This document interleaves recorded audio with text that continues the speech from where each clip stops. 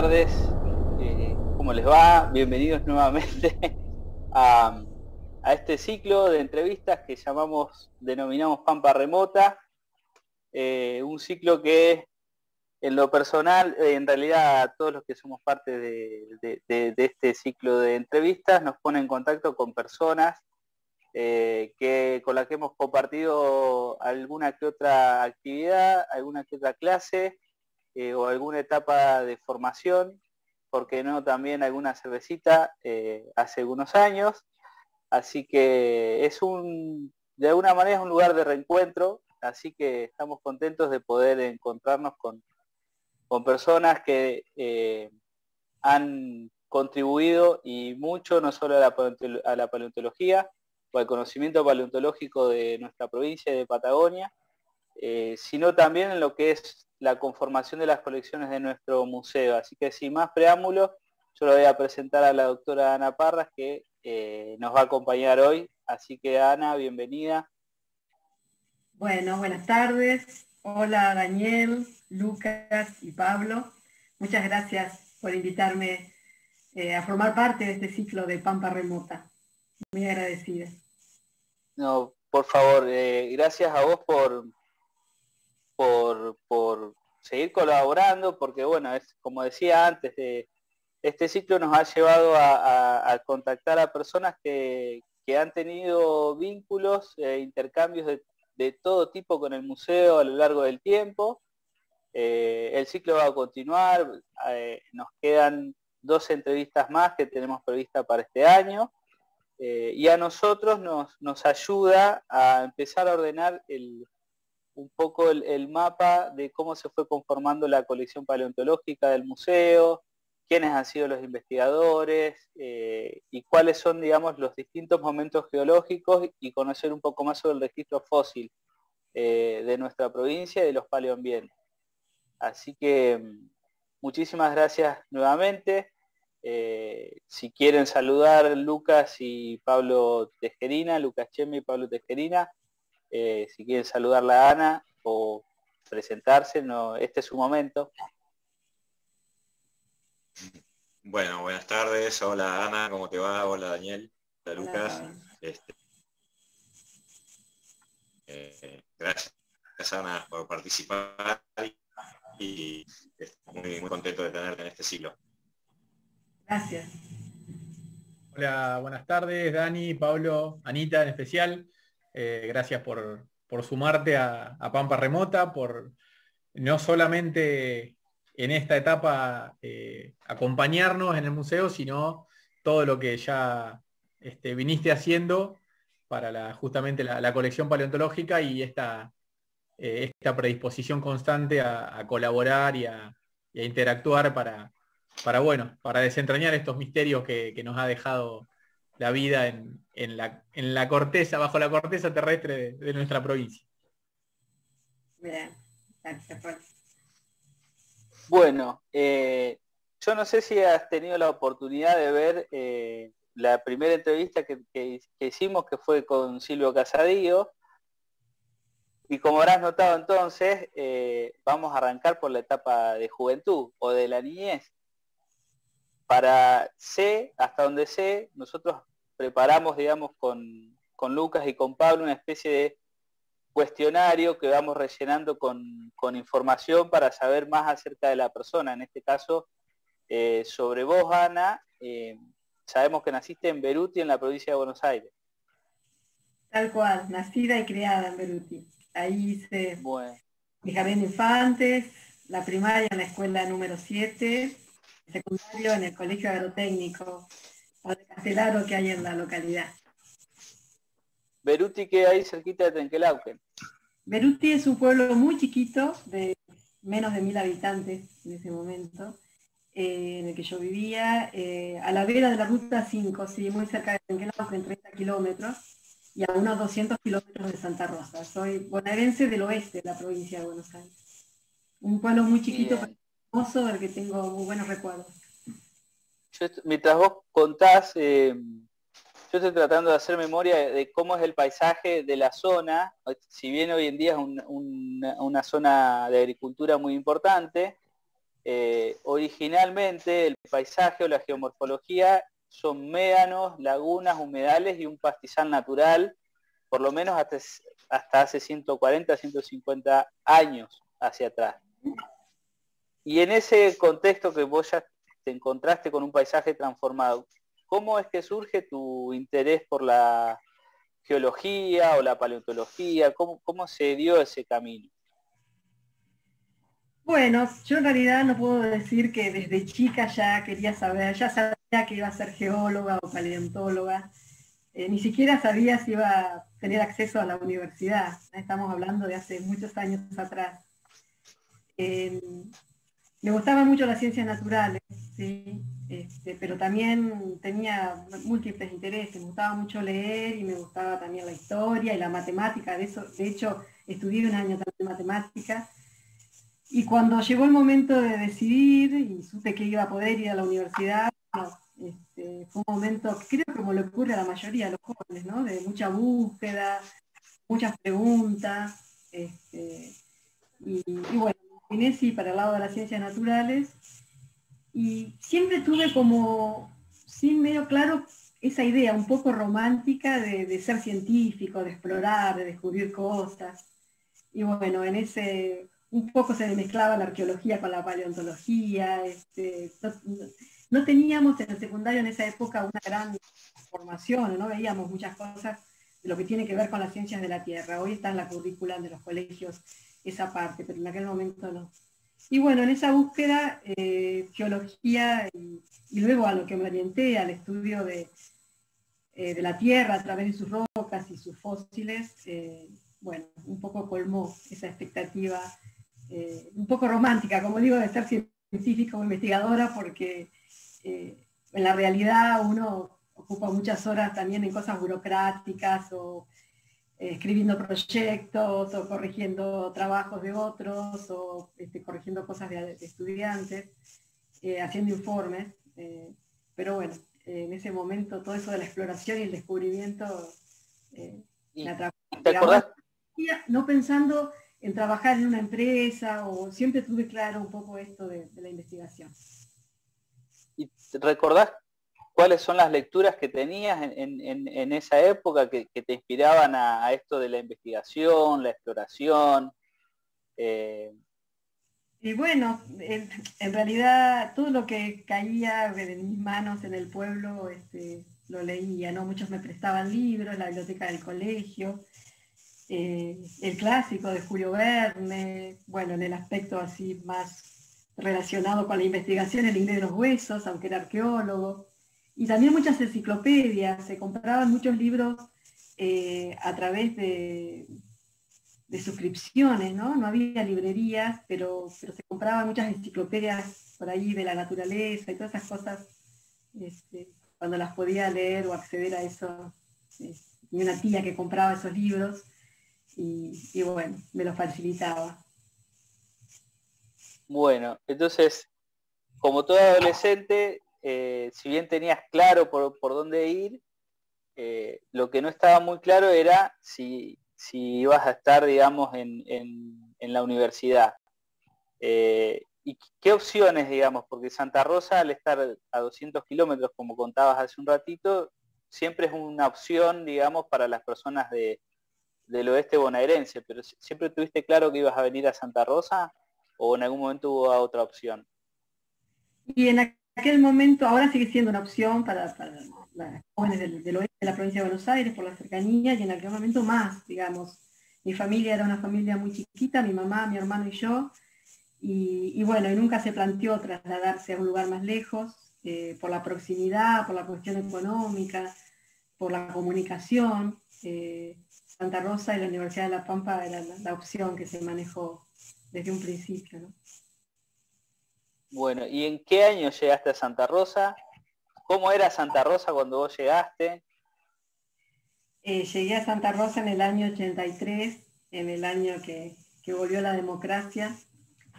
Y para mí Santa Rosa era como estar en Nueva York, no sé, te imaginás que venía de un pueblo muy chiquitito y yo sentía que estaba en una gran ciudad, ¿no? y fue todo un cambio, ¿no? En mi vida, de vivir en una comunidad donde nos conocíamos todos, con una sola escuela, con un solo colegio.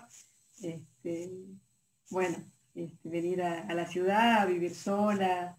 No había comunicación en esa época, no teníamos internet ni celulares. Viajábamos de vez en cuando en el tren, todavía corría el tren en esa época. Era una gran ayuda, ¿no? Porque íbamos subiendo todos los estudiantes de los distintos pueblos, Trenquelauquen, Pellegrini, Catriló, que veníamos a estudiar a Santa Rosa cada lunes a la mañana. Y bueno, y aquí me quedé. Y acá te quedaste siempre, digamos, ahí en Santa Rosa. Yo estoy en Dorila, no estoy en Santa Rosa, así que los chicos están en Santa Rosa. Ah, ¿sí, no? Sí, pero bueno, yo estoy pensando, ¿no? Sí, sí, la verdad que sí.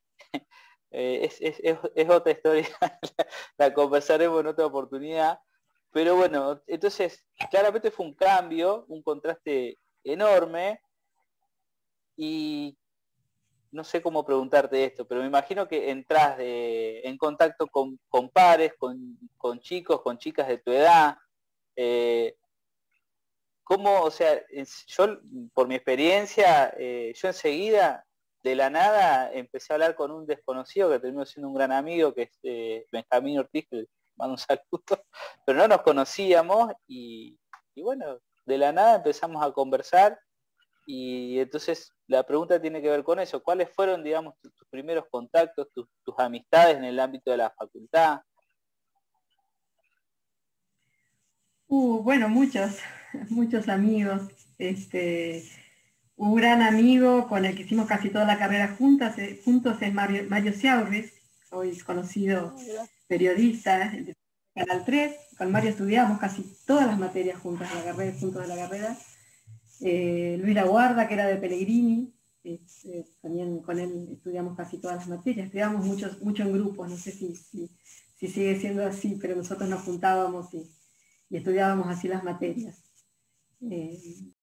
Bueno, infinidad, no sé, muchos que ya no están en Santa Rosa, ¿no? Por ejemplo. Por ejemplo, me acuerdo de Enrique Fra, que era de San Juan, no sé, Verónica González, que era de Malargüe, que después yo cuando hice la tesis paré muchas veces en su casa, era nuestro punto logístico de donde salíamos a hacer las exploraciones. Muchos se volvieron a sus lugares. ¿Había muchas chicas en geología en esa época o no era común, era más un ámbito de varones? La mayor parte eran varones, éramos poquitos en general, nosotros en el curso éramos 4 o 5, pero bueno, yo tenía también muchos contactos no solo con los de mi curso, sino con los de otros cursos, a través del centro de estudiantes, también de otras carreras. No sé, me acuerdo de Marcelo Pesino, el Yanqui de los Santos. Bueno, teníamos mucha actividad ahí en el centro de estudiantes y no solo era el grupito de la carrera, que éramos 4 o 5. Máximo Cuevas, que era un chico que era de Tandil. Esos eran mis compañeros. Luis Laguarda, Mario Ciaurris, Máximo Cuevas, Eduardo Marquina, que también después se dedicó a la minería y ya no vive aquí. Y creo que éramos nosotros 4.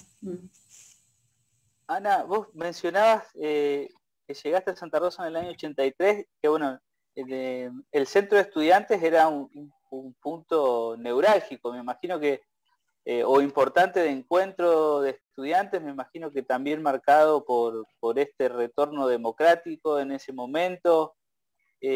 ¿Cómo eran esos primeros años de democracia en la facultad y estar, digamos, conectada con el centro de estudiantes?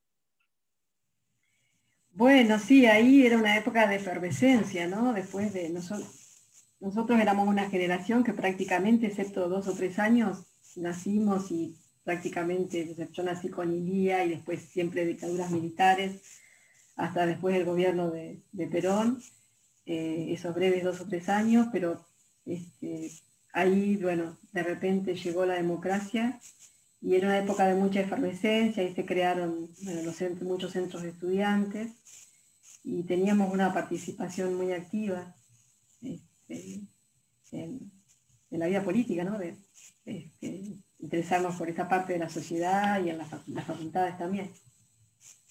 A mí me parece, digamos, importante mencionar estas cosas porque yo, por ejemplo, en unos meses cumplo 40 años. Nací en el año 82. Y para muchos, yo tengo hermanos que son de 20 y les parece que esto fue hace, no sé, 100 años. Y la verdad que cada vez que charlo con una persona que ha vivido esos años y sobre todo lo que implicaba ser joven en determinado momento y después pasar a vivir, digamos, un poco más no, con mucha más libertad de lo que habían sido esos años anteriores, a mí me parece importante mencionarlo porque no fueron años, digamos, ni fáciles, fueron años muy difíciles en todo sentido, pero me parece importante que las personas que han vivido esos años puedan contar cómo se sintió ese cambio, porque yo no lo puedo decir porque no lo experimenté, pero digamos, vos y las personas que son de tu generación sí nos pueden contar a nosotros y a los más jóvenes cómo se sintió ese cambio en la sociedad. Entonces me parece que cada vez que sale el tema yo trato de profundizar un poco, pero bueno, entiendo que las experiencias personales son diferentes, digamos, ¿no? Sí, claro, fue una época más especial. Ahora, a medida que vamos hablando, me voy acordando de un montón de compañeros. Eduardo Mata, por ejemplo, también. No compañeros, sino gente con la que compartí muchos años en la facultad.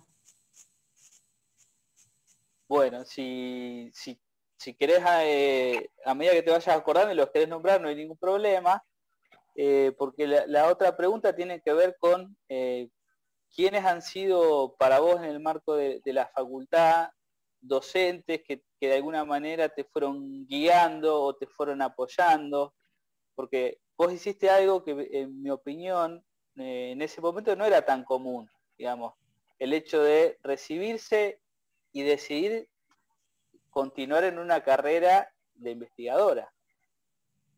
Entonces, ¿quiénes te fueron, digamos, mostrando el camino en ese sentido? Sí, claro, cuando yo me recibí ya tenía a mi hijo Juan, de casi un año, y bueno, trabajaba, ¿no? Daba clases de secundario y también trabajé mucho tiempo en una librería emblemática de la ciudad de Lieros Pampa, con María Elena y Alejandro Sokolowski. Pero bueno, seguía yendo a la facultad con el ánimo de aprender, ¿no? Sin ningún tipo de cargos. Me hacía el tiempo para ir unas veces por semana a colaborar en la cátedra de Geología Histórica en la que estaba Silvio Casadíos y a, bueno, limpiar los fósiles, catalogarlos, ingresarlos a la colección, sobre todo aprender. Y bueno, y ahí en un momento Silvio, que hacía muy poquito, o se estaba doctorando, o hacía muy poquito que se había doctorado, me habló del CONICET y la posibilidad de presentarme una beca. Y bueno, esa fue mi oportunidad, digamos, de comenzar con esto de realmente lo que siempre había querido, ¿no? De poder dedicarme a la investigación, trabajar en eso. Así que bueno, sí, podría decir que Silvio fue el que me inició y el que me mostró un poco este tema. Él también muy joven, ¿no? Recién comenzando. Y yo me acuerdo que, bueno, Silvio, estoy tratando de hacer memoria, él mencionó a algunos docentes de la carrera de aquellos años, que son personas que también, digamos, en el ámbito de la geología han hecho contribuciones importantes. Pero bueno, yo no sé si Pablo o Lucas quiere... Perdón, sí, Ana. Teníamos muchos profesores dedicados sobre todo a la hidrogeología, como Santiago Giay, no sé, Malán, gente que trabajaba en la dirección de minas, Buenos Calmes también, pero teníamos también mucha gente que viajaba, ¿no? Que no había gente formada en muchas materias. Bueno, yo no sé si Lucas o Pablo quiere hacerte alguna pregunta, aprovechar para preguntarte algo. No, yo justo lo nombró a Calmels y me vino a la mente antes. Digo, si por ahí no lo nombran, sí traerlo, porque yo, o sea, yo no fui alumno del profesor, pero cuando cursé estudio de geosistema con Eduardo Mariño, los apuntes que usábamos eran los que había escrito Calmels y bueno, tuve la posibilidad de conocerlo personalmente y la verdad que me parece una persona maravillosa, entonces me imagino que toda esa pasión que él siempre manifestó y transmitió, que la volcó a los alumnos, digamos, no era un apasionado del trabajo, de la carrera, sino que era por enseñarlo.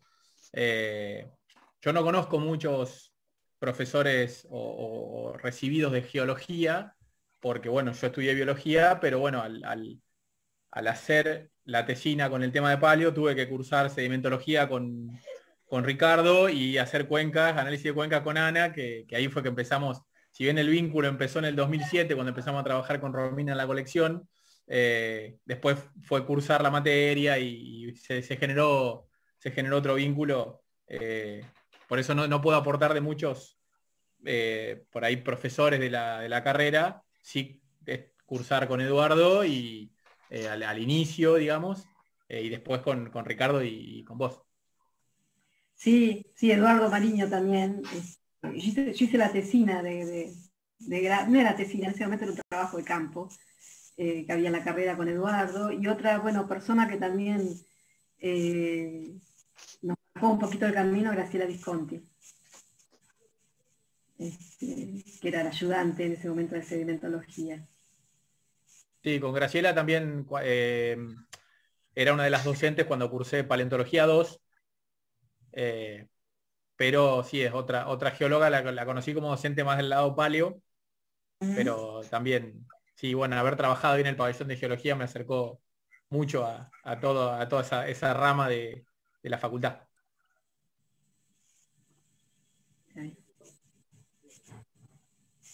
¿Vos, Teje, tenés alguna pregunta que quieras hacer?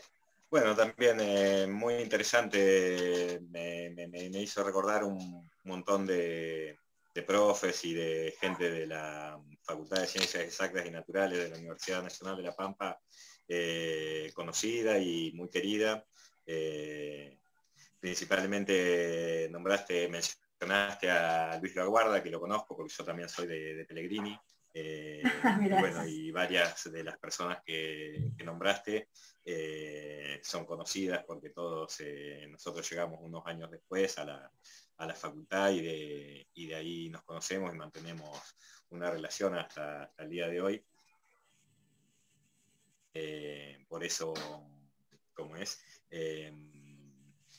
por ahí, para darte pie para continuar, me gustaría preguntarte, Ana, acá en la oportunidad que te de esta conversación que tenés con Silvio, ¿cuál fue, digamos, el tema que comenzaste a investigar? Bueno, ahí empezó un desafío, ¿no? No sabía si iba a poder. En ese momento era prácticamente becarios del CONICET. Era muy difícil, estoy hablando de la década del 90, acceder a una beca, había muy poquitas por año. Y yo no tenía mucho para ofrecer más que buenas notas, no tenía muchos antecedentes, más que eso, pero preparamos el proyecto fue en unas rocas y en unos fósiles de hace unos 65 millones de años, en este tan conocido momento, para ustedes, ¿no? Tan conocido para ustedes, que es cuando se extinguen muchas especies, entre ellas las más famosas los dinosaurios, el Cretácico y el Cenozoico, en el sur de Mendoza, en la cordillera, en la zona de Malargüe. Así que me presenté al CONICET, el primer año no me salió la beca, y la segunda vez me salió. Y ahí empezó un cambio, un desafío muy grande en mi vida, fue anotarme en la Universidad de Córdoba, donde hice doctorado. Y ahí vinieron una serie de cursos y de exámenes, pero sobre todo una gran cantidad de campañas de varios días en la cordillera. en la que me acompañaron muchos alumnos de la facultad. Bueno, eso fue en el 95 y bueno, y en el 99 me doctoré. Ana, yo te hago una preguntita, porque estabas comentando que en esa época no había muchas becas o muchos cupos para postularse. ¿La postulación seguía siendo por carta, o sea, por email? ¿Cómo era la comunicación con algo que me imagino yo era como re distante, el CONICET que existía hace años, pero que estaba en Buenos Aires, que sigue estando, digamos, ¿no? No era por mail, era todo por papel, casi ¿Mandabas cartas? mecanografiado prácticamente. Recién aparecían para nosotros las primeras computadoras, las compartíamos. Yo me acuerdo que teníamos una salita donde había 2 computadoras y los becarios nos turnábamos para usarla 3 o 4 horas cada uno. Una cosa que ahora pensado parece increíble. Sí, todo en papel, te ponían unas carpetas rosas y además necesitabas en ese momento cartas de referencia en papel también, es decir, otros investigadores que hicieran una referencia tuya y bueno, eso también fue todo un tema porque acá no teníamos investigadores del CONICET que nos pudieran hacer referencias, hay que escribir gente, presentarte, decirte, bueno, yo lo único que tengo es deseos, ganas de hacer tal cosa, estas son mis notas, son las cosas que yo he hecho en la carrera, los cursos, y bueno, tenías que adjuntar 2 cartas de referencia junto con tu proyecto y junto con el currículo del codirector y mandar todo por sobre, y se conocía mucho tiempo después. No había, como hay ahora, una vez por año, está ya establecido cuándo es la convocatoria, cuándo se dan a conocer los resultados, cuándo empezar. En ese momento, bueno, se reunían las comisiones con todas las carpetas en Buenos Aires, evaluaban. No es como ahora, digamos, que es todo electrónico a través de un sistema. La evaluación también, más con todo esto de la pandemia, yo estoy de coordinadora alterna de la comisión de becas y es todo también del CONICET y es todo por Zoom, online, las comisiones nos hemos tenido que reunir de esta manera. Pero en aquella época sí era preparar todo en papel, triplicado, y mandar por correo argentino, certificada, aviso de retorno para que no se perdiera, tu sobre. Y después esperar a ver cuándo daban a conocer. Te mandaban una carta. ¿Y la carta llegaba a tu casa o a la facultad? No, llegaba a mi casa, sí. Llegaba a casa. Bien. Bueno, yo antes de profundizar, digamos, o meternos de lleno en todas estas interacciones que has tenido con el museo, que supongo que se dieron más o menos en la misma época, fines de los años 90, vos mencionaste que habías hecho, en ese momento era una tesina, pero un trabajo final de la carrera de geología. ¿Sobre qué tema fue ese trabajo que hiciste en aquel momento? Fue un trabajo que hizo con Eduardo Mariño sobre hidrogeología, datos, análisis de datos, de pozo, confección de mapas, de isolíneas, de contenidas, determinadas variables. Pero bueno, ¿Y en qué zona, digamos, estaba focalizado el estudio? En la zona de la laguna de Guatraché, en esa zona, en el sur de La Pampa. Bien, entonces, pasaste de la hidrogeología a la paleontología. Sí, en realidad no es que pasé de la hidrogeología, digamos. Era un trabajo final que había que hacer y bueno, los profesores nos proponían algunos temas y bueno, y por afinidad también con determinados profesores uno elegía un tema, una práctica como una manera de aprender y de volcar lo conocido. Pero el tema que me presenté a la beca sí era sobre sedimentología y paleontología de estas rocas y de estos fósiles, que también hay en La Pampa, registro de estas rocas y de estos fósiles. Fue la misma incursión marina que depositó todas estas rocas y fósiles hasta los 34 grados de latitud, zona del río Tunuyán en Mendoza. Hasta ahí llegó el mar. Bueno, hasta ahí llegó al mar.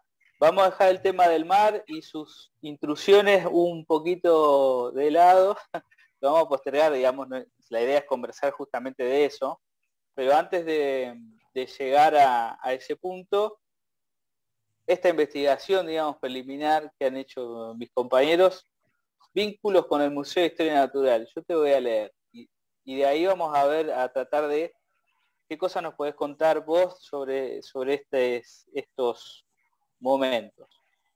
Colaboraste en 2 exposiciones en los años 98 y 99, junto con Silvio Casadillo y Claudia Montalvo, entre otras personas, para organizar y preparar las siguientes exposiciones en el ámbito del Museo Provincial de Historia Natural. La fauna pampeana hace 5 millones de años y la pampa hace 10.000 años. ¿Qué te acordás vos de estas exposiciones que organizaron, o con ese grupo de personas que organizaron en su momento? Bueno, esa fue la época justamente del desarrollo de mi tesis doctoral. En ese momento hubo un gran acercamiento con el museo. Fue la época en que se planearon y se pudo llevar a cabo la realización de una réplica, la réplica del gliptodonte. Me había planeado hacer más, pero bueno, por cuestiones económicas después solo se hizo esa réplica. Y se organizaron una serie de actividades, entre ellas estas 2 exposiciones, ahí en la sala de entrada del museo, y también algunas charlas, no solo en el ámbito paleontológico, sino también se hicieron algunas actividades como avistajes de aves, digamos, fue un grupo de esos que vos nombraste, Claudia, Silvio, yo colaborando, tratando de tener un acercamiento y de mostrar un poco lo que hacíamos en la facultad o en el CONICET a la sociedad. Bueno, entonces, y esas muestras que te estaban abiertas, digamos, por un tiempo, yo la verdad que nosotros no precisamos si era que estuvo una actividad que fue durante una semana, si se mantuvo unos meses. Yo sé que las exposiciones estuvieron por ahí un tiempito más. Sí, exactamente eso cuánto duraron, no recuerdo. Yo recuerdo, bueno, que cada una de ellas tuvo una inauguración. Su evento de apertura, digamos. Un acto de apertura, y ahí se habilitó, pero no recuerdo si varias semanas o varios días, eso no lo recuerdo. Estuvo abierto, sí, un tiempo corto. Bueno, entonces, en ese momento, a ver si... Eso fue 98, 99. Bueno, me parece que, Ana, perdimos un poquito, digamos, el... Lo estoy escuchando bien, ¿eh? Yo estoy escuchando y viendo bien, por ahí estás un poquito vos trabado, Dani.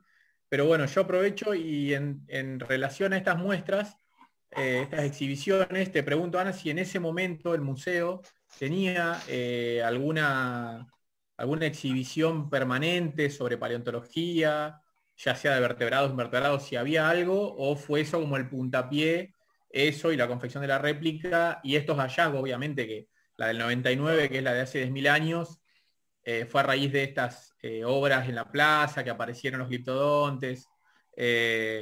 Si tenés idea, si antes había alguna exhibición, algo de eso, o fue ese como el inicio.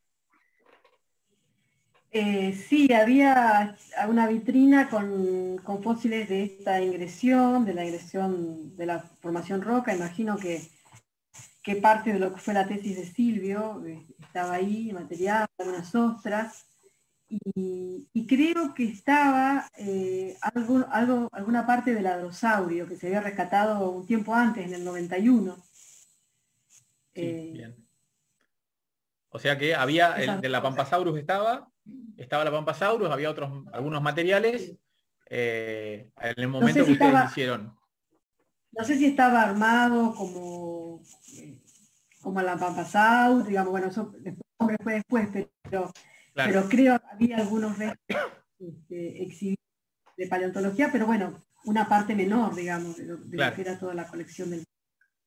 Y esas exhibiciones, esas muestras, ¿tenían llegada con la gente? ¿La gente iba a las inauguraciones, o sea, les gustaba? ¿O en ese momento, ya sabemos que por ahí cuando uno habla de dinosaurio, los chicos se le vuela la peluca, como decimos, y tienen ganas de ir y de participar?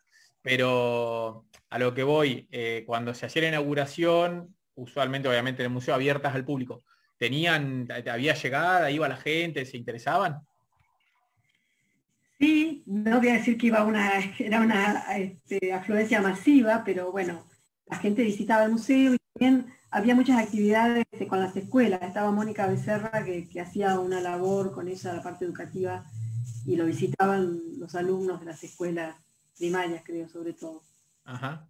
Permanecían ahí un tiempo en las muestras y tenían oportunidad, además de visitar todo el museo, visitar estas cosas, como vos decís, los restos hallados de Santa Rosa, puestos a disposición para que lo vea la comunidad.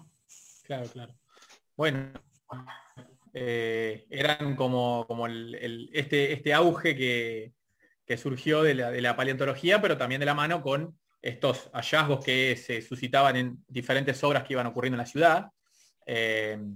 Bueno, y contanos después, o sea, pasó ese tiempo, te doctoraste, y una vez doctorada, ¿cómo continuó la cosa? ¿Había en ese momento, había postdoc? ¿O directamente te presentaste a carrera? ¿Cómo fue la historia? Y, digamos, si seguiste o si esa continuación fue con el estudio de la ingresión marina pampeana, o ese nicho ya estaba, digamos, ocupado por Silvio y te ofrecieron otro tema. ¿Cómo fue después de esa etapa posterior al doctorado? Bueno, se fue Daniel, ¿no importa? Sí, seguimos, no hay problema, no hay problema. Bueno, sí, después de que me doctoré en el 99, la oportunidad de tener una beca postdoc en el CONICET también. El tema del límite Cretácico-Cenozoico no se agota, digamos, había para estudiar, pero bueno, tuve la oportunidad de tener un tema para estudiar rocas y fósiles de otra ingresión marina en la región de la provincia de Santa Cruz, una ingresión marina más joven, unos 20 millones de años. Y bueno, y mi postdoc lo hice en el Gran Bajo de San Julián, en la localidad de Puerto San Julián, en la costa de la provincia de Santa Cruz. Y bueno, y ahí empezó, bueno, ya durante mi doctorado comencé a ser auxiliar en la facultad, en la cátedra de Geología Histórica, en la que había colaborado durante bastante tiempo. Y bueno, colaboré también, fui durante muchos años ayudante en el departamento de matemática, en estadística. No sé si Pablo habrá sido alumno. Yo pasé por ahí, sí. Creo que también Daniel, creo que también fue alumno cuando yo estaba. Tuve muchos años y en ese transcurso ingresé como investigadora del CONICET. Ahora me desempeño como investigadora independiente del organismo. Y bueno, y unos años después de doctorarme, ya habiendo tenido experiencia, antecedentes en la materia, me presenté a un cargo de profesora en la Cátedra de Análisis de Cuenca, en la cual, bueno, me desempeño en la actualidad y en la cual tuve a Lucas, tuve el gusto de tener a Lucas cursándola como optativa de su carrera. Y desde ese seguís, bueno, así que, como docente, seguís con Análisis de Cuenca. No. Bien. Y continuás aún con la zona de San Julián, digamos, seguís en... Bueno, en todos estos años he trabajado mucho en muchas partes de Patagonia, más al sur, tanto en la parte de la cordillera, en la zona de Calafate, como en la parte de la costa, por ejemplo, en la zona de Monteleón, más al sur de Santa Cruz. También con diversos grupos he participado en trabajos con diversos en Chubut, en Río Negro y bueno, y también en La Pampa. Bueno, justamente... los fósiles en un contexto... Sí, mi área de estudio es el análisis de cuencas sedimentarias, es decir, del relleno de las cuencas sedimentarias, de determinados momentos de la historia de la Tierra, y estudio tanto las rocas como los fósiles. Los fósiles dan muchísima información, tanto como las rocas, acerca de qué fue lo que produjo esa depositación, cómo estaba el nivel del mar, cuál era su salinidad, cuál era su temperatura, cómo era el clima, si el nivel del mar estuvo muy alto o muy bajo. De hecho, bueno, que haya rocas en la Pampa es porque hay momentos en la historia de la Tierra y que el nivel del mar estuvo muchísimos metros, decenas de metros por encima del actual y también decenas de metros por debajo, ¿no? Esto que tenemos ahora con el mar en Gruta o en Montehermoso es una instantánea. Pero la Tierra es un planeta dinámico y donde hubo cordilleras o donde no hubo nada, ahora hay cordilleras, donde hubo mar, ahora hay jarillas, como en el oeste de la Tierra. Entonces, es lo que... de los fósiles de las rocas en su conjunto ha hecho que muchos paleontólogos haciendo el apoyo geológico también y haciendo este trabajo interdisciplinario. Eso tengo trabajo también con grupos dinosaurios o en plesiosaurios o en mamíferos, además de fósiles marinos. Claro, eso es lo interesante de esto y lo que por ahí nos cuesta a todos, a nosotros los paleontólogos, porque ya estamos un poco más acostumbrados, ¿no? Pero por ahí es difícil lo que es dimensionar esto que decís. La posición del mar que vemos ahora cuando vamos a la playa es un instante. Vos especialista en estudiar estas ingresiones y la biodiversidad y los sedimentos portadores. Esto es lo que por ahí cuesta ver cuando Julio Ricardo Nervi decía La Pampa es un viejo mar. Yo decía, ¿cómo es un viejo mar? Si estamos en el medio del país y el mar está allá.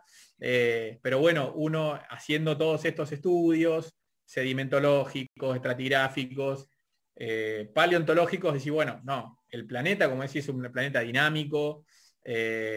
Nosotros, cuando uno se pone por ahí a decirle a la gente, a contarle, no, porque antes en Chubut había palmeras y había monos y había serpientes, y ¿cómo había eso? Si es una cosa seca, si es un ambiente mucho más árido, agreste, entonces bueno, uno explicando la cordillera, cuando emergió, cambió la dinámica de precipitaciones, de corrientes, entonces cambió el clima y ahí hay que, o sea, lo lindo es el cuentito si se quiere, pero por ahí lo que es difícil es dimensionarlo o que se pueda incorporar, porque uno puede incorporar un dinosaurio, sí, porque ya está, si se quiere, está metido en el imaginario, en la gente que hubo dinosaurios. Pero cómo era el ambiente, por qué llegaron a desarrollarse así, y esto es lo lindo de la disciplina, ¿no? De ir descubriendo estos, si se quiere, tesoros del pasado que se preservaron muy pocos, porque por más que uno descubra millones de ostras, se preservaron muy pocas a nivel relativo con la población, y eso es lo lindo de hablar sobre este patrimonio. Me nombraste, yo creo que Teje está ahí por preguntar algo. Si querés preguntar algo, metele. Bueno, sí, aprovechando, o sea que siempre recurrimos a esta frase de Nervi, de La Pampa es un viejo mar, y bueno, efectivamente acá tenemos a Ana que nos puede atestiguar porque lo ha hecho con sus estudios, que nos describas un poquito más en profundidad la dinámica de esta ingresión marina que mencionaste, del mar Rocanense, que llegó hasta cerca de Tunuyán. ¿Por qué tenía esa forma? Más o menos cómo es que se da la dinámica, digamos, cómo empieza, cómo evoluciona y cómo se retira el mar, en este caso, digamos, en el territorio pampeano. Bueno, sí, ese momento de la historia de la Tierra, estamos hablando del el Cretácico tardío, fue un momento de niveles de mar muy alto.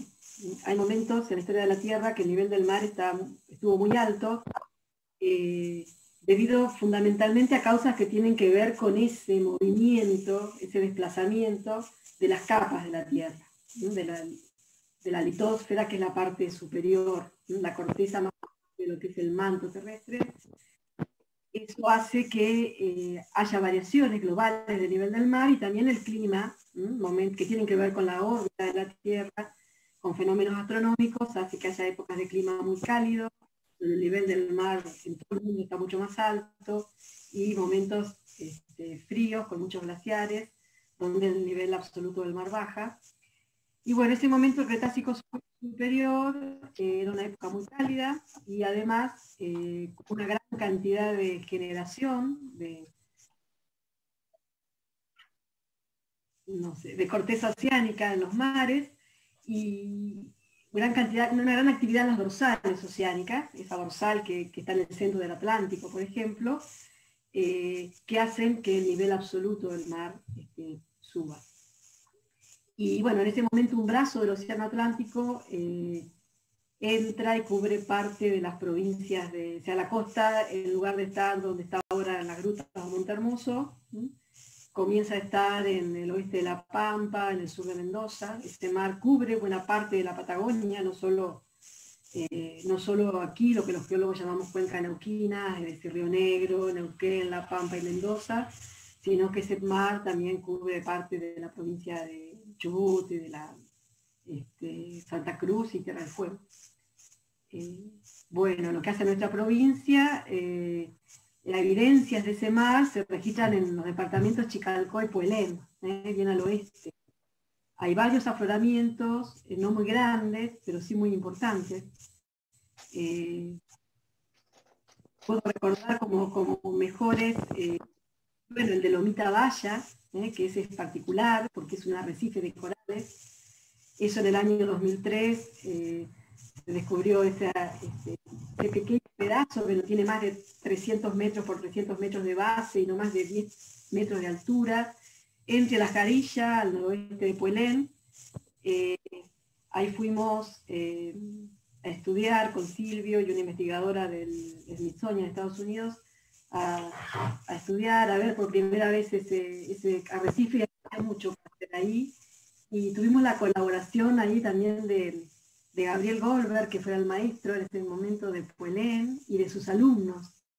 Hicimos un trabajo muy lindo ahí, y es más, creo que Gabriel, eso incentivó mucho a los alumnos en la escuela de Puelén, y con Gabriel compitieron en una competencia o cierto certamen nacional, ¿no? Y ganaron un premio, fueron a Buenos Aires a la Feria del Libro, con el arrecife de corales de Lomita Baya.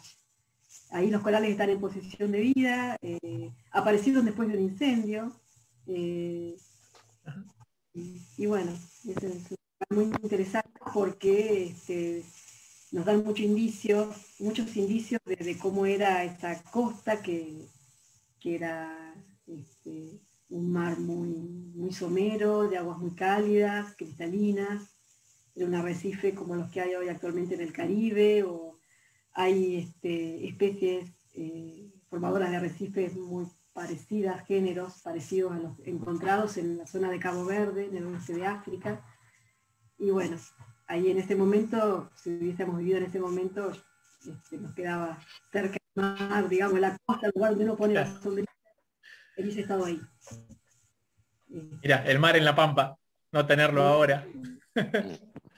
y un mar Caribe, o sea. Tipo Caribe, ¿no? Hay que imaginárselo con peces multicolores, bueno, además de corales hay algas, claro, hay hojas, hay moluscos, que son siempre los más abundantes, erizos de mar, cuando digo moluscos digo caracoles, ostras. De vertebrados, ¿hay alguna evidencia, salvo por ahí en Cerros Bayos han aparecido dientecitos de tiburón, pero ¿hay alguna otra evidencia, algún otro vertebrado? Y bueno, el Pampaemis que le cambiaron el nombre a Arquelinesia, pero si hubo algún otro vertebrado registrado. Bueno, eso iba a hablar de otra localidad muy interesante, Cerros Bayos, es un lugar mágico, porque también es una lomada llena de caracoles y de otros invertebrados marinos, también ahí al costado del Salitrán de la Perra. Es un lugar muy, muy interesante desde el punto de vista geológico y paleontológico, y ahí se encontró sí una tortuga marina a la que te referís, y dientes de tiburón, pero son los únicos registros hasta ahora, ¿no? Siempre que decía hasta ahora porque sí. No es que no puede decir no hay, sino que no se encontraron. Claro. Hasta ahora. Y Y bueno, también el Salitral de la Marga, un poco más al norte, más cerca de la Ahumada. Ese es otro lugar también donde hay evidencias de ese mar. Y bueno, y Casa de Piedra, ahí Claro. las bardas alrededor del río Colorado también tienen un registro muy interesante de este mar. Hay otras, recuerdo ahora revisando ahí publicaciones, Barda Valla, ¿es por ahí cerca, es puntual? Yo no he estado en Bardavalla, Ajá. Bardavalla fue parte de la tesis de estudio, está al sur de la Ahumada, podríamos decir. Ajá. Está entre Cerros Bayos y el otro afloramiento que es el Salitral de la Marga. Claro. Es todo lo mismo. Es todo lo mismo, sí, es todo lo mismo. Y bueno, y de esas localidades, de la Bardavalla, Salitral de la Marga y de Cerros Bayos, publicamos material y muchos material de moluscos y muchos, también algunas especies nuevas, o sea, nuevas para la ciencia, que son de la Pampa. Ajá. Claro. Principalmente de mejillón, lo que hoy conocemos como mejillones. Ana, ¿y participaste obviamente en la descripción de estas especies nuevas, de fósiles de ostras? Sí, claro, hay 4 especies, 4 creo que son nuevas de bivalvos, Gregariela amara por amarga, digamos, del latín, ahí de la localidad de La Amarga. Otro mejillón, Septifer mayay, que mayay es por un puestero del oeste, es un epíteto específico, digamos. Cercano al afloramiento. Claro, sí, es casi sobre el afloramiento. ¿Cómo se llamaba el puestero? Maya, Don Maya, yo no lo conocí, pero bueno, también fue una persona muy conocida por Silvio cuando hizo la tesis ahí, por mucha gente de la facultad, digamos, por su hospedarlos y ayudarlos a... Creo que vos estuviste en la descripción de, no sé, no me quiero confundir con alguna letra, pero Comptonectes tutorae, ¿tuviste que ver en la publicación? Camptonectes. Claro, esa es otra especie nueva, Camptonectes tutorae, que fue en honor a Claudia Montalvo. Ese es un pectínido, es lo que llamamos una vieira. Almeja Shell, la famosa almeja Shell. Es como, iba a decir, es como la imagen de una compañía de venta de nafta. Sí, la almeja, sí. La almejita, que son comunes las vieiras de encontrar las conchillas cuando vamos a los mares actuales, acá en la Argentina, son muy comunes de ese grupo. Y vulgarmente ya le decimos una shell, por lo menos, no sé, los pibes. Claro. No sé los pibes. Ana, claro. Ya que hoy lo habías nombrado, y bueno, obviamente tiene relación no solo con la colección del museo, sino con la exhibición, parte de la exhibición paleontológica del museo, contanos el detalle cuando se hizo este hallazgo del titanosaurio en la zona del oeste, que estuvo en la primera instancia. En la segunda instancia estuvo involucrada también Claudia, pero en la primera, que también estuvo en la segunda, estuvo involucrado Bernardo González Riga, que es de Mendoza, especialista en dinosaurios. Contanos un poquito cómo fue que fueron a ver el material, quién les avisó, cómo fue la campaña. Contanos un poquito algún detallecito de ese hallazgo. Bueno, ahí también fue un momento de acercamiento con el museo. Eso fue en el año 2000, diciembre del 2000, avisaron desde la municipalidad de Pellegrini, me quedé con Pellegrini, de 25 de mayo. Aguante Pellegrini. Avisaron al museo y a la facultad, una empresa que trabajaba en una cantera de arena que había ahí en la zona de Medanito, yacimiento de Medanito, en la zona de 25 de mayo, a la orilla del río Colorado, habían encontrado huesos.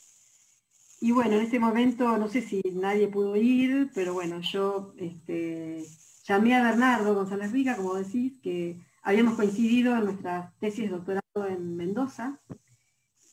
De ahí tenían el contacto. En Córdoba, y los dos trabajamos en nuestra tesis en el sur de Mendoza, la misma, nada más que él en... Y entonces lo llamé, y bueno, yo partí con mi auto, sola, hasta 25 de mayo, en un Renault 12 en esa época, y Bernardo en colectivo, y bueno, lo esperé en el cruce ahí de la ruta del desierto, y bueno, fuimos a 25 de mayo, en ese momento el señor Baudino, que me parece que ya falleció, creo, muy amablemente nos llevó al lugar, y bueno, había huesos, sí, efectivamente, y eran de dinosaurios. Se rescataron un pubis, varias costillas y fragmentos de vértebra. El material era muy fragmentario. Medimos el perfil, porque eso es algo que hacemos los geólogos, y por eso es importante no sacar los restos del lugar, porque vamos midiendo capa por capa cómo son las rocas, qué estructuras tienen, cómo es la relación de los especímenes entre sí. Y bueno, las rocas nos dieron que era un ambiente fluvial, que esos restos estaban transportados, indudablemente vivían en ese lugar, pero no eran restos in situ, no estaban los esqueletos enteros. Y bueno, se pudo determinar solamente saber que era un saurópodo, un dinosaurio del grupo de los titanosaurios, un ejemplar no muy grande, de unos 12 metros de largo, entre la cola y la cabeza. Son esos dinosaurios que tienen la cola larga y la cabeza pequeña, también el cuello muy extenso y la cabeza pequeña, son herbívoros. Y bueno, lamentablemente el tipo de material que encontramos no dio para hacer determinaciones a nivel de género en ese momento de especie. Después, unos 4 años más tarde, volvió a haber un nuevo aviso, esta parte, en este momento por la parte de la Dirección de Minería de la provincia, también al museo y a la universidad, y ahí fuimos con ellos, y ahí nos encontramos nuevamente con gente de la Municipalidad de 25 de Mayo, con la Dirección de Minería, y la misma zona era, y ahí sí fuimos con Claudia Montalvo, y en un vehículo de la Dirección de Minerías, y bueno, y catamos otros restos, pero también material muy fragmentario, que también estudió Bernardo. Después, bueno, los restos fueron preparados, porque hay que prepararlos, limpiarlos, porque los sacan con yeso. Bueno, Pablo conoce bien por ahí cómo es esa metodología, y se preparan en el laboratorio. Bernardo los preparó, y bueno, después los trajimos al museo con una cartelería específica, explicando de qué se trataba, y para que esté exhibido en el museo, ese titanosaurio. Para ese hallazgo, para cuando se preparan los materiales y se llevan al museo, primero se estudian, se llega, bueno, podemos determinar que es un titanosaurio, hasta ahí nomás, no podemos saber por justamente este estado fragmentario de las piezas, que es muy común en paleontología, que la pieza no esté completa, que el animal no esté completo, pero a través de este proceso y la preparación del material, y cuando se trae acá a Santa Rosa, ¿se hizo, al igual que en las otras muestras, una inauguración o algo? ¿O eso ya fue un día, lo montaron y ya quedó formando parte de la exhibición permanente? Sí, fue esto segundo. Vino Bernardo con el material mejor que se había encontrado, preparado, y lo llevamos al museo y armamos la vitrina con un póster y con sus carteles, pero bueno, quedó ahí montada la vitrina, que creo que es como estaba en el último tiempo, digamos, no hubo ningún tipo de exposición ni acto particular. Claro. Pero es interesante rescatar este trabajo porque Bernardo también participa de la primera descripción paleontológica de dinosaurios en La Pampa, con la primera descripción que se publica de lo que después pasó a llamarse la Pampasaurus, y también tiene una participación interesante con el rescate y la preparación de estos restos que nos estás comentando. Y bueno, aprovecho para comentarte, Ana, que cuando yo conocí a Bernardo, que lo conocí directamente en el campo, cuando le dije que era de La Pampa, lo primero que me preguntó si te conocía. Así que bueno, era la referencia Ana Parras de La Pampa, en el medio de ahí del sur de Mendoza, donde estábamos trabajando en ese momento. Y siempre después con en reiteradas oportunidades volvió a preguntarme por ahí si nos habíamos visto, si sabía algo de vos. Claro. Sí, claro, con Bernardo es casi que hicimos la tesis en la Universidad de Córdoba en el mismo momento, y ya te digo, después compartimos, porque también en la época que era muy difícil hacer campañas, compartimos, no solo en lo físico, sino también en lo económico, algunas campañas. Lo hacíamos como medias, ¿no? Él trabajaba en sus dinosaurios, buscaba sus dinosaurios, yo buscaba mis invertebrados. Coincidían, digamos, en el campo, en el sitio. Ajá. Sí, acampábamos juntos, llevamos nuestras carpas y nuestros acompañantes, si lo sabía, para ayudantes de campo, alumnos, a veces estudiantes. O sea que, digamos, en el yacimiento donde iban todos en equipo, digamos, aunque cada uno trabajara por su lado en su grupo, pero en el mismo ambiente, en el mismo yacimiento, estaban tanto dinosaurios como fósiles marinos. ¿Qué separación estratigráfica había? ¿Cómo era ese sitio? Bueno, Bernardo estudiaba sus dinosaurios en el famoso grupo Neuquén, Retratos de Dinosaurios, ¿no? Que es una unidad continental un poquito más vieja que la que yo estudié, que es el grupo Malargüe, pero que está en contacto. Está una unidad, llamamos grupos, formaciones, los geólogos, una unidad debajo, continental, con dinosaurios y otros reptiles y moluscos, pero de agua dulce, que es el grupo Neuquén, y arriba otro grupo, estas otras rocas que son de ambiente marino marginal, amarino, que es la que yo estudiaba. Así que, bueno. ¿Y qué separación? Porque están ahí en el límite, digamos, el famoso cateo, que se le conoce como cateo, pero está así como paleógeno, pero ¿qué separación de millones de años hay entre lo que estudiaba él y lo que estudiabas vos? Y la parte esa superior del grupo Neuquén, 80, 85 millones de años, y lo que yo estudiaba, 65, 60 millones de años. Bien. Ya sobre el límite. Una serie continua, digamos, ¿no? Ajá. Bien, bien. O sea, vos, Ana, sobre el final del Mesozoico. Claro. Ahí cuando termina ese periodo Mesozoico, vida media, digamos, para dar paso a eso de la vida nueva o Cenozoico.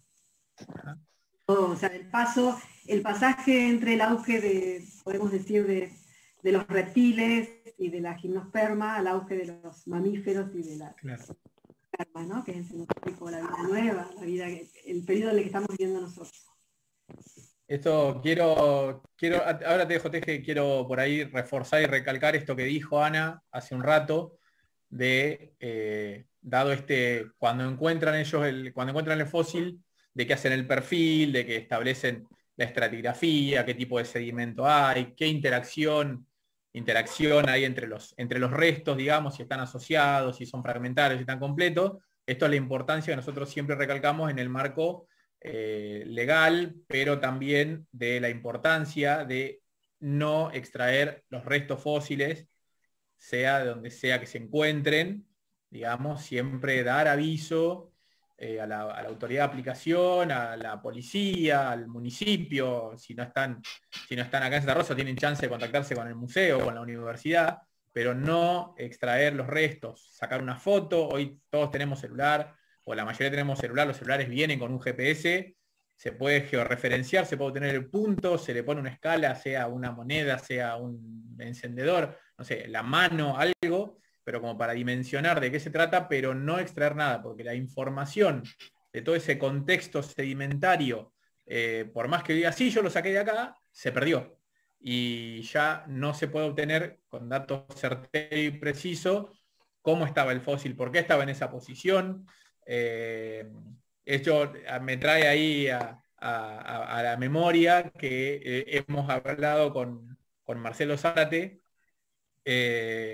y nos acercó unas fotos de cuando apareció este famoso megaterio en la cantera del Horda en Toay, que fueron con Claudia, y está la foto del cráneo y donde se ve en el perfil del médano cómo es la estratigrafía, cómo está montada cómo están dispuestas las capas. Entonces, bueno, este era un medio eólico porque el comportamiento humedad no es tal y tal y tal y deja tal estructura. Entonces, si el ejemplar se hubiera sacado sin hacer ese estudio, ya no se dispondría de toda esa información muy importante que nos permite justamente ir reconstruyendo qué fue lo que le pasó, no solamente al ejemplar, sino al medio, cómo fueron las interacciones físicas, bueno, todo lo que uno trata de desentrañar, ¿no?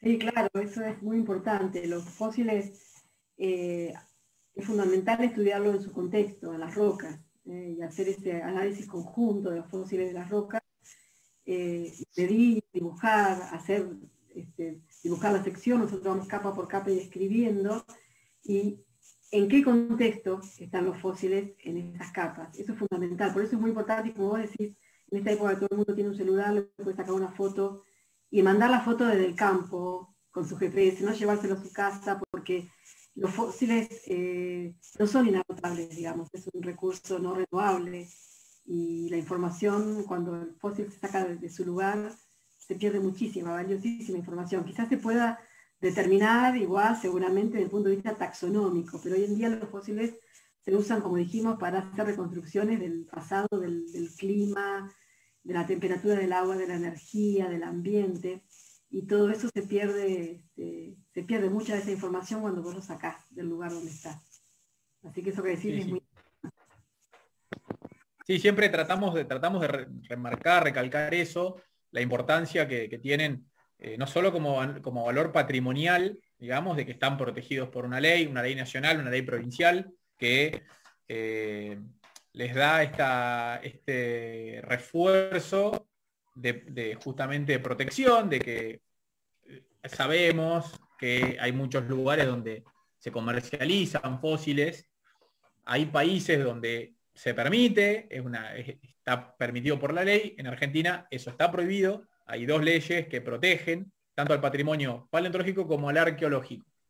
Entonces, no solo estamos incumpliendo la ley, sino que además, desde el punto de vista científico, académico, estamos eliminando mucha información que nos permite, justamente, sí, podemos decir, sí, por ejemplo, el ejemplo concreto de lo que pasó con Liberatito, con el gliptodonte que halló Marcelo Zárate luego de estar caminando con su perro, con Bruno, acá en el este de Santa Rosa. Inmediatamente él dio aviso.